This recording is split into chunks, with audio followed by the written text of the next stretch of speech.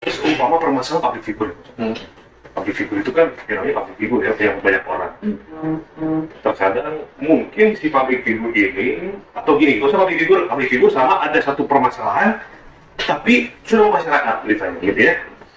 Akhirnya dibutuhkan klarifikasi. Kenapa? Karena untuk menjadi jawaban banyak orang yang mengkonsumsi berita tersebut. Nah itu bagaimana menurut Pak Ustadz? Tetap harus klarifikasi atau memang jangan?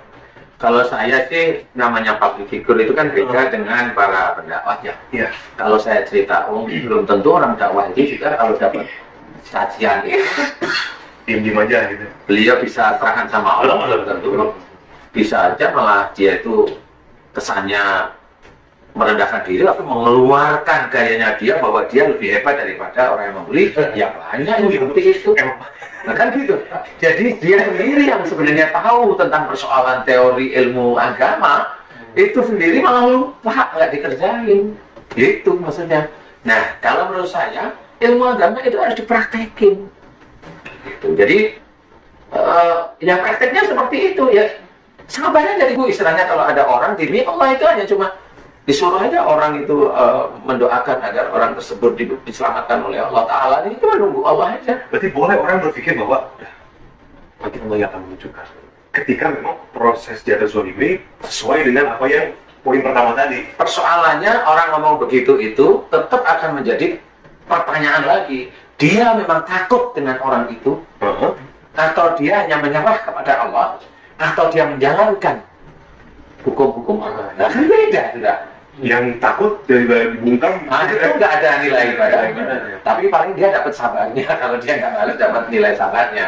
kalau karena takut. Karena takut. Tapi bukan takut itu jadi sabar. Ya sabar tapi kan marah dia sebenarnya. Iya. Ya?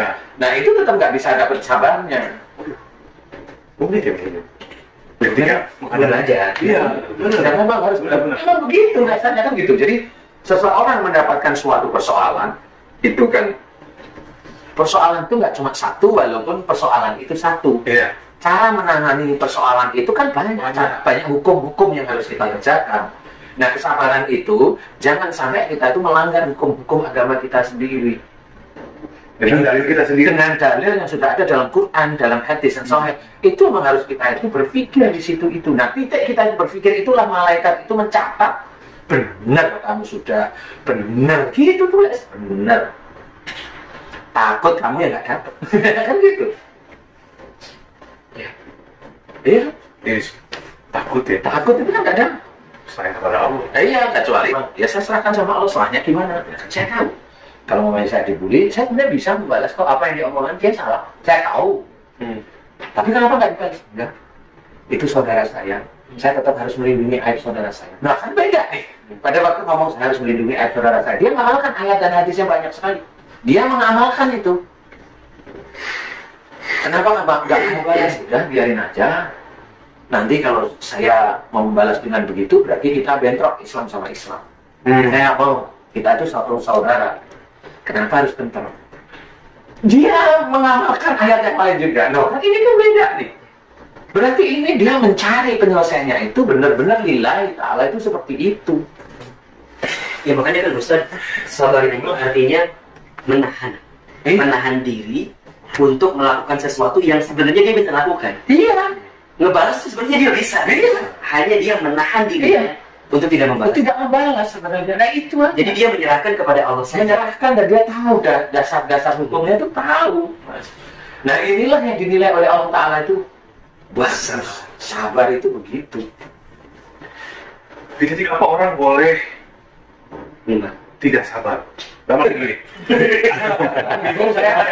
Ada batasan nggak? Ada batasan di Kan gini, naluri manusia itu kan pasti ingin ngebalas. Naluri. Kan apa Ustaz? Momen-momen ya boleh deh, nggak hanya sekedar sabar.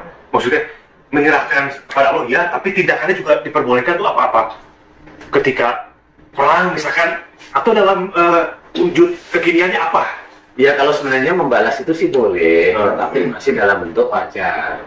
Membalas itu boleh, tapi dalam bentuk wajar. Wajar itu kan begini nih. Gimana? Kita itu kalau dipukul boleh memukul, caranya seperti itu. Kalau dia mukul 3 kali cukup 3 kali.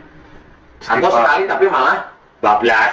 Tapi itu kan saya nggak bilang ya maksudnya ya. Tapi lebih baik. Tapi lebih baik itu sabar. Orang sabar ini kan sebenarnya dia bisa balas, tapi dia tidak lakukan.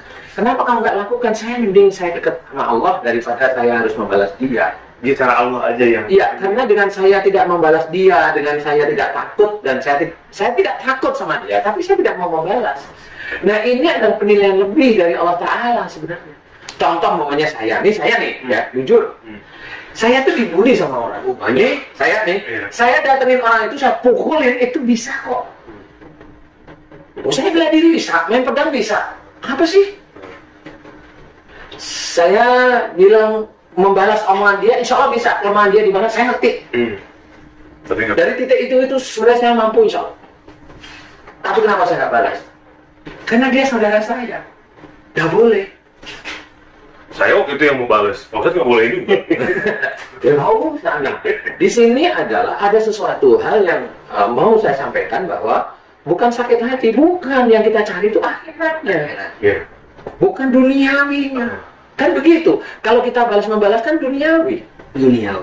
Kan itu duniawi walaupun kita kenal. Kita dipukul, kita balas mukul, itu duniawi walaupun dibolehkan. Tetapi ya tetap Allah, banyak ayatnya seperti itu, tetap orang yang sabar, yang disukain oleh Allah. Sudah jelas gitu Mas.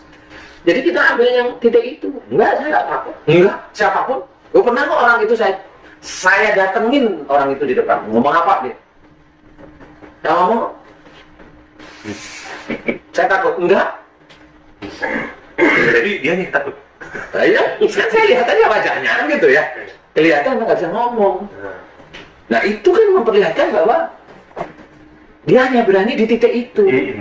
Kalau memang dia tuh mau tabayun tuh ngomong dulu. Pesan kayak di mana? Ya, tolong deh saya minta maaf sama siapa, mamanya Mas Bobi atau Ustadz Hilman atau ke saya. Tolong saya minta maaf, saya sudah ini loh. Itu saya masih acung kok keren. Tapi ngomong dulu. Bukan mau ketemu, udah disebuarin. Mau ketemu, udah mau ngapain ya? Orang udah disebuarin. Nah, minta maaf di YouTube pun kagak. Lah berarti dia kan gak ada niatan baik. Dia tidak sadar bahwa dia itu sebenarnya merusak saudaranya sendiri.